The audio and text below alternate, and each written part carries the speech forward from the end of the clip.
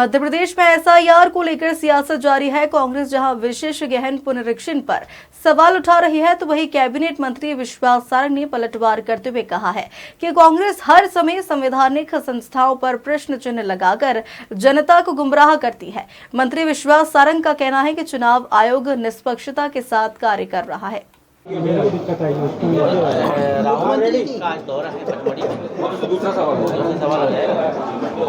चलो शुरू करें।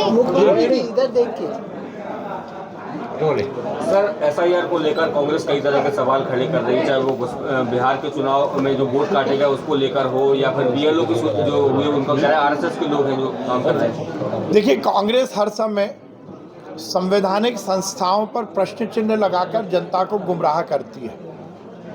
चुनाव में जीत और हार जनता के वोट से होती है, जनता के आपको समर्थन देने या समर्थन नहीं देने के कारण होती है। चुनाव आयोग तो निष्पक्षता के साथ काम कर रहा है। मैंने पहले भी कहा था, इस देश के संविधान में ये नियत है कि यदि चुनाव आयोग की किसी भी प्रक्रिया को लेकर इस देश में किसी भी नागरिक को या किसी राजनीतिक दल को आपत्ति है, तो एक नियत प्रक्रिया के तहत वो उसकी शिकायत करे। चुनाव के दरमियान या चुनाव होने के बाद, मतदाता सूची के पुनरीक्षण के पहले या उस दौरान यदि आपको किसी भी तरह की कोई आपत्ति है, तो चुनाव आयोग के माध्यम से जनता को ये अवगत कराया गया है कि आप शिकायत कैसे करेंगे। आप चुनाव आयोग में भी शिकायत कर सकते हैं और उसके साथ साथ आप कोर्ट में भी जा सकते हैं। पिछले 6-8 महीने से लगातार राहुल गांधी जी इस बात को लेकर, कांग्रेस के नेता इस बात को लेकर प्रोपेगेंडा कर रहे हैं, पर एक बार भी कांग्रेस ने चुनाव आयोग में जाकर शिकायत नहीं की है। एक बार भी वो कोर्ट में नहीं गए। चुनाव आयोग ने उनको स्पष्ट कहा कि आप तय नियम के तहत हमें शिकायत करिए, पर क्योंकि उस शिकायत में कोई तथ्य नहीं है, तथ्यहीन जानकारी को लेकर वो केवल मीडिया के माध्यम से जनता को गुमराह करना चाहते हैं और अपनी संभावित हार के लिए अपनी फेस सेविंग करना चाहते हैं। यदि उनको आपत्ति है तो चुनाव आयोग में जाए ना। मीडिया के बीच में आकर मीडिया के माध्यम से केवल सेंसेशनल न्यूज़ बना देने से काम नहीं चलेगा। राहुल गांधी जी प्रोपेगेंडा कर रहे हैं वोट चोरी का, पर क्या उन्होंने इस तरह की कोई भी शिकायत चुनाव आयोग की की? अब तो वो इंटरनेशनल लेवल की मॉडल का सहारा लेकर प्रोपेगेंडा खड़ा करना चाह रहे हैं। उन मॉडल ने भी इस बात का खंडन कर दिया। केवल और केवल सेंसेशनल न्यूज़ बना देने से काम नहीं चलेगा।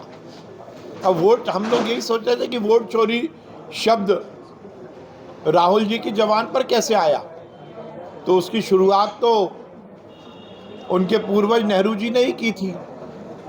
जब नेहरू जी कांग्रेस के अध्यक्ष बनने और प्रधानमंत्री बनने के लिए मतदान हुआ था, तो उनको तो कोई वोट नहीं मिले थे। उस समय वोट चोरी करके वो पीछे के दरवाजे से सत्ता हासिल करने में कामयाब हुए थे। तो नेहरू जी ने वोट चोरी की शुरुआत की है।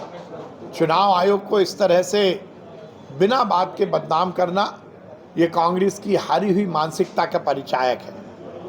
मैं फिर कहूँगा, यदि आज कांग्रेस के नेताओं ने प्रेस कॉन्फ्रेंस की है, तो प्रेस कॉन्फ्रेंस करने के तथ्यों को वो चुनाव आयोग को जाकर मय प्रमाण के बताएं। केवल कह देने से काम नहीं चलेगा। केवल जमा खर्च से संवैधानिक संस्थाएं नहीं चलती। जनता ने कांग्रेस को नकार दिया है।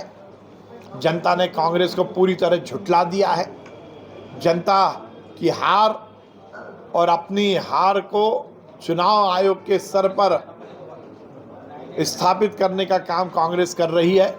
मुझे लगता है कि ये हारी हुई मानसिकता से ना कांग्रेस का भला होगा, ना कांग्रेसियों का भला होगा। कह रहे हैं घुसपैठी भी आप हमसे 3% ही निकाल पाए। देखिए, फिर मैं ये कहूँगा कि कांग्रेस इस देश को तोड़ने का, मरोड़ने का, इस देश की एकता अखंडता को खंडित करने का काम कर रही है। हर समय अंतर्राष्ट्रीय स्तर पर हिंदुस्तान का मान और सम्मान गिरे, हमारी जो अंतर्राष्ट्रीय सीमाएं हैं उसके माध्यम से घुसपैठी हिंदुस्तान में घुस जाए, हमारे हिंदुस्तानियों के अधिकारों का हनन हो, ये कांग्रेस की हर समय से रीति नीति रही है।